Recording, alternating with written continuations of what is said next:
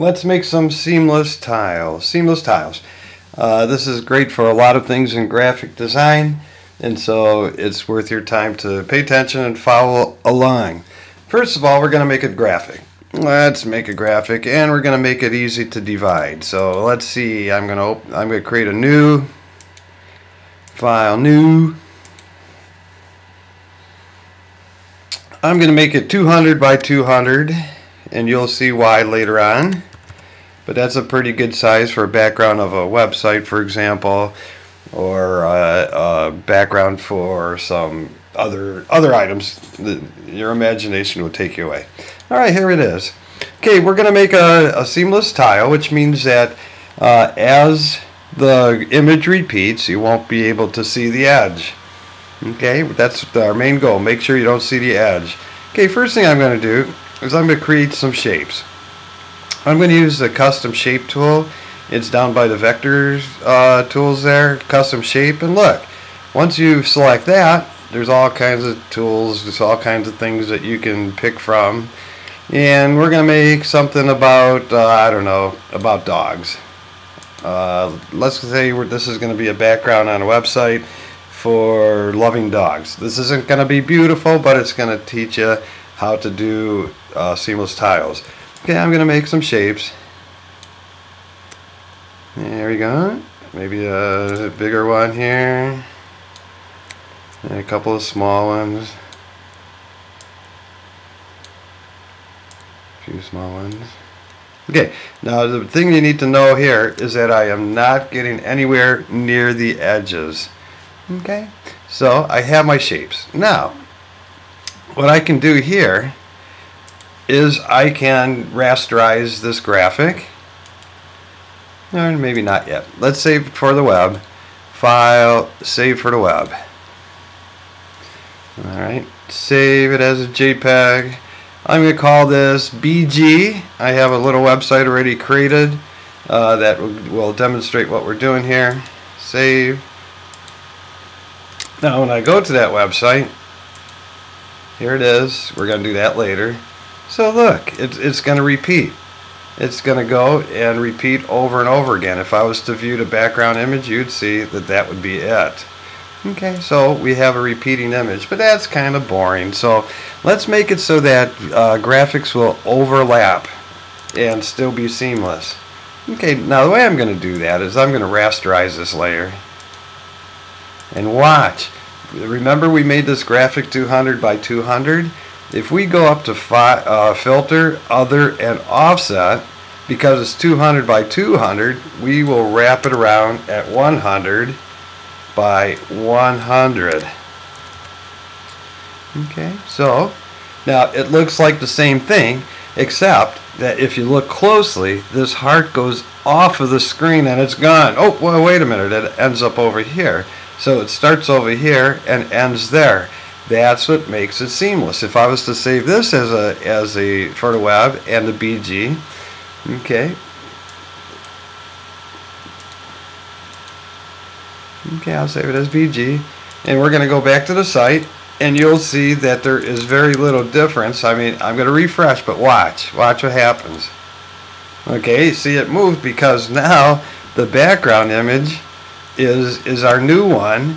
And so you can see it's seamless. Now let's make this a little bit more complicated. Since we now have a seamless tile, let's go back to our beautiful custom shape. And we said we were going to make this like a dog thing. So I don't know, maybe we should have, oh, black would look good. And I'm going to pick some dog feet or something. Other dog feet. Oh yes, here's, well, this is a cat foot. Okay, we'll do it with a cat. Cat print. Okay, so now I can create these.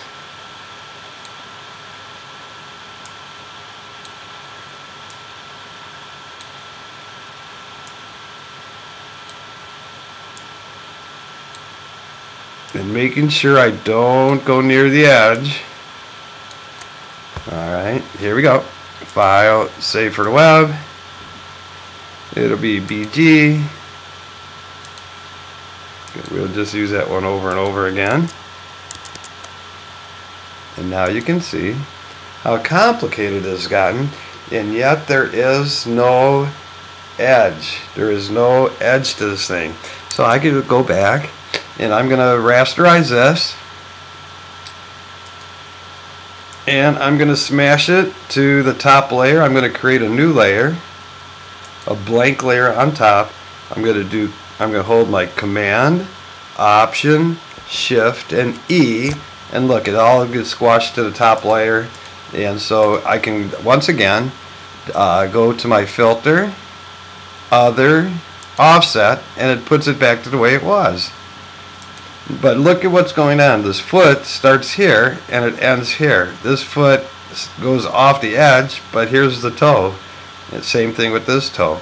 And so we can get more and more complicated as the time goes on. So I'm going to go back to my my vector tool here. I don't know, maybe I'll pick something else. Maybe we should pick, I don't know, maybe the world. That's right. And so I'm going to create the world. Maybe change it to a blue. There we go. Making sure I stay away from the edge. Going over the edge would ruin everything. And one on the heart, maybe leaving the heart a little bit. Alright. So there's that. I'm going to go back, create a new layer above. Going to do my Command Shift E, smash it. Then I can go back to filter, other, offset. It'll go back. There we go. And now I have room for some more stuff. And obviously on a real job you wouldn't put so much stuff. But I just want you to get the concept of that offset. Let's see. Let's do, I suppose we can do some more hearts. We're going to make these hearts that blue, or some kind of blue. Okay, so here we go. Here's a heart. And now notice that all these shapes are becoming intertwined with each other. We can go over a little bit. Okay, but the key here is that no matter how many shapes we put on, as long as we stay away from the edge. Okay, there we go. Let's smush them to the top layer, create a new layer, Command Shift Option E, and then I can go ahead and apply my filter. It's already up here, and that is pretty cool. Alright, so what I'm going to do is I'm just going to turn off all of these layers except the top one and the bottom one, and I'm going to reduce the opacity, something like that. File, save for the web, save, replace the BG, replace, and you can see even though that is very complicated, it is absolutely seamless. There are no lines along the edge. Actually, that turned out pretty good. You know, you mellow it out a little bit with the opacity, and all of a sudden it's an interesting background that stays in the background. Now you do see a pattern. I mean, you see the Earths going, or worlds with basketball, who knows, whatever they are, and yet there's no line. Okay, let's try something with a photograph. Alright, let's say we got a photograph here. Now I'm going to see if I can do this rows. I'm going to just close this. Let's save. Okay, I'm going to make it a little bit bigger. I'm going to make it 400 by 400. So if I make it 400 by 400 and I offset it, what will I have to set the offset to? That's right, half of 400, so it's 200. Okay, let's get this rose here. I'm just going to grab this rose. I'm going to copy the image because I'm in Firefox. I can do great and wonderful things. I'm going to paste it. Let me shrink it down. I'm holding my space command and dragging to the left. I'm going to do my Command T, and I'm going to put the rose in the picture like this.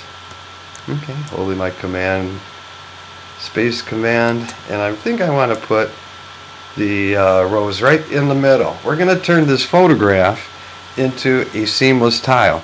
Now, one thing you have to know, this looks like it's 400 by 400, but in fact it isn't. If you do your Command T, you can see that there is image outside of the border. The trouble is, if you do the offset, it's going to offset this whole graphic and not just what's in the square. So what I'm going to do really quick, I'm going to grab the marching ants, select everything, go to image, and crop. See, so now if I do my Command T, I don't have all that extra picture. That's actually pretty important. Okay, so here's my rows. Now if I save this file, save for the web, as BG, let's see what happens. Now I go to my site. I almost hate to not look at this anymore because that's just gorgeous. You can see that it is not seamless. You see these lines in between the graphics. You see where it begins and where it ends.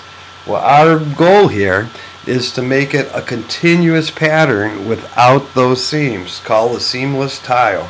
So here we go. First thing I'm going to do is I'm going to duplicate this. So I have two, and I'm going to turn off the top one. I'm going to go to the bottom one, and I'm going to apply the offset. Filter, other, offset. Because it's 400 by 400, looky, if I don't have it set, it looks like garbage. Because it's 400 by 400, I'm going to do 200 by 200. And now my goal is to obscure these lines. I'm going to use all kinds of tools, but the best one is the clone stamp. And what I can do is I can't go over the edge like this, but I have to come as close as I possibly can and create something that kind of looks like the image. You know, nothing crazy. We don't want any radical changes here. And then I'm going to maybe grab a portion of this rose here and complete this one.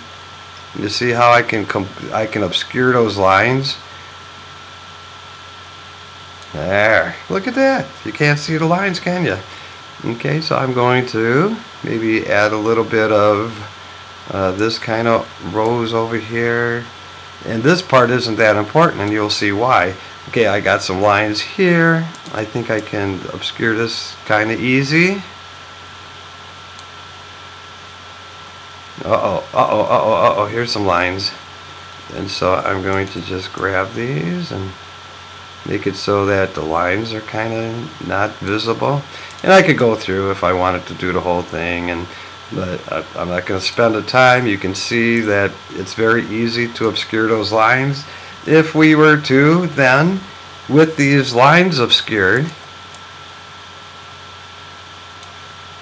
okay, now I'm going, so now, oh wait a minute, right here. Okay, we had some lines there. Now look, if I offset,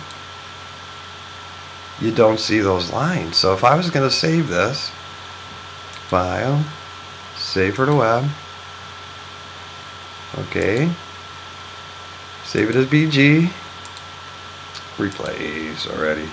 Look, it's already looking pretty good. Okay, so there are no lines there.